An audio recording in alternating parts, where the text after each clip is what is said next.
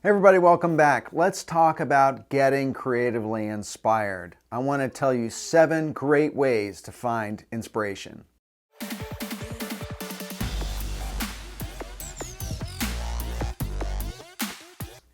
One of the things I get asked a lot on my channel in the comments and in some of the lives that I do is, how do you find inspiration? What do you do when you come up dry, when you just don't have any ideas?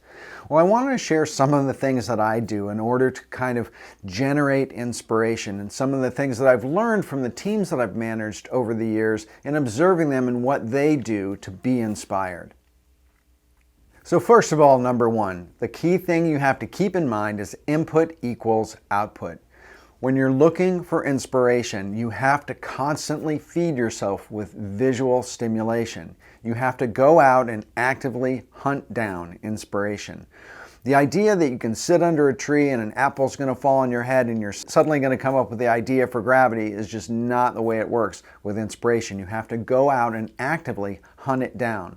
Now, that could be visual inspiration. It could be auditory inspiration. A lot of designers I know get inspired by listening to music or by reading.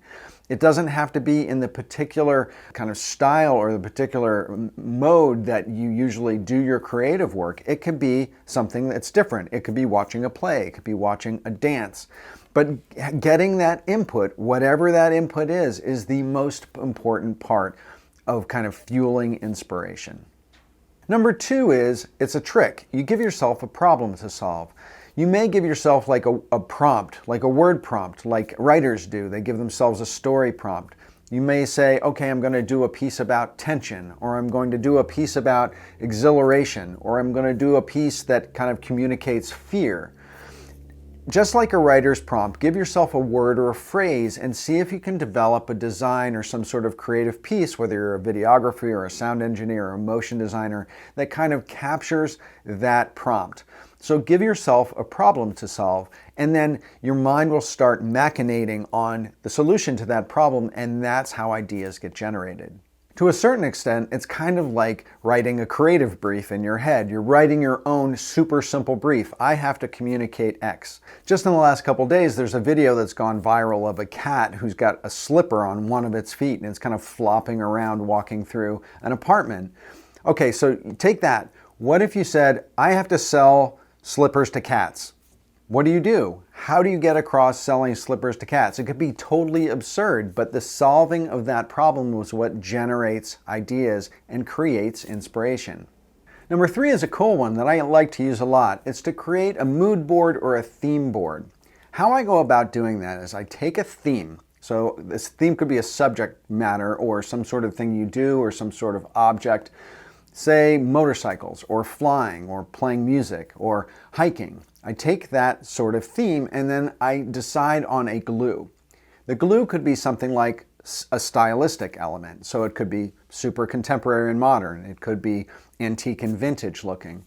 And then I take something like type or color or texture and I mash those ideas up together and I create a mood board with that being the creative brief. I have to do a mood board on vintage motorcycling featuring the color red. And I will go out and choose images and create a mood board or a composite kind of collage that tells that sort of story. And the process of going about doing that can be incredibly inspiring. And I collect those boards over time. And after I have a collection of them, if I'm feeling dry, I'm feeling uninspired, I'll go back and look at some of those mood boards and inevitably something will click and it will give me an idea of an approach to the problem that I need to solve. Number 4, I like to call make the thing. Make anything. The most important thing is that you make a mark, that you get something down on the paper, on the canvas, on the computer. You break the terrifying white void of a blank canvas. The most terrifying thing for any designer, creative professional, writer is that blank sheet of paper. It can be paralyzing to look at that and think of all the possibilities that you have, and you start kind of imagining how perfect it's going to be, but you don't know where to start. Just put something down. It can be lame, it can be stupid, it can be ugly. It doesn't matter because eventually it's going to get covered over with something else. you are going to have something there that you can react to. You can react for it and build on it, or you can react against it and kind of get rid of it over time. But the idea is that you break that terrifying white void of the emptiness and you put something down. You got to make the thing. Now, number 5 is a fun one. Do something that you have no idea how to do. If you're a photographer, do some audio editing. If you're a videographer, do some graphic design. If you're a graphic designer, do some motion design. Do some 3D animation.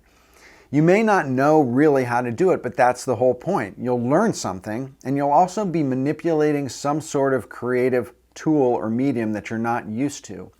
All creativity relates to each other in one way or another. How you have to think about creating something creative has commonalities. And by learning something new or working in a medium that you're not familiar with, it can give you ideas for how to work in the medium that you are familiar with.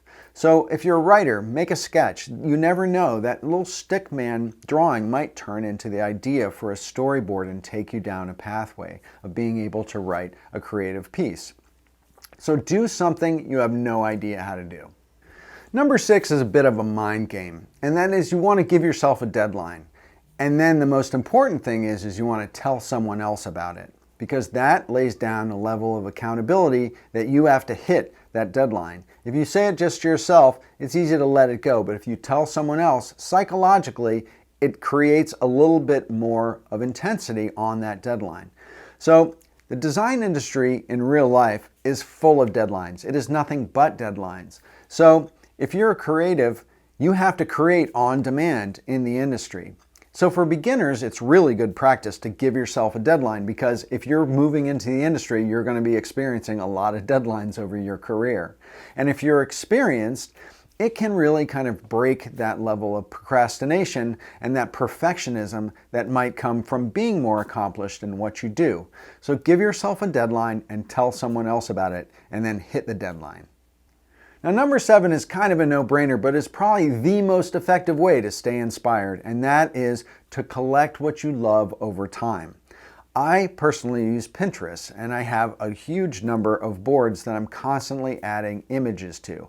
I have a plugin for Chrome, Add to Pinterest kind of plugin, where almost any image that I come across in my travels on the web has a little Pinterest icon in the upper corner. I click on it, I can just add it to a board in Pinterest. Super easy. It's amazing. And I highly recommend you're getting that Chrome plugin. But by creating boards on Pinterest and constantly adding imagery to it, I have collected a huge array of very inspiring imagery for myself. I have boards for graphic design, I have boards for interior design, I have boards for color, I have boards for technology, I have boards for infographics.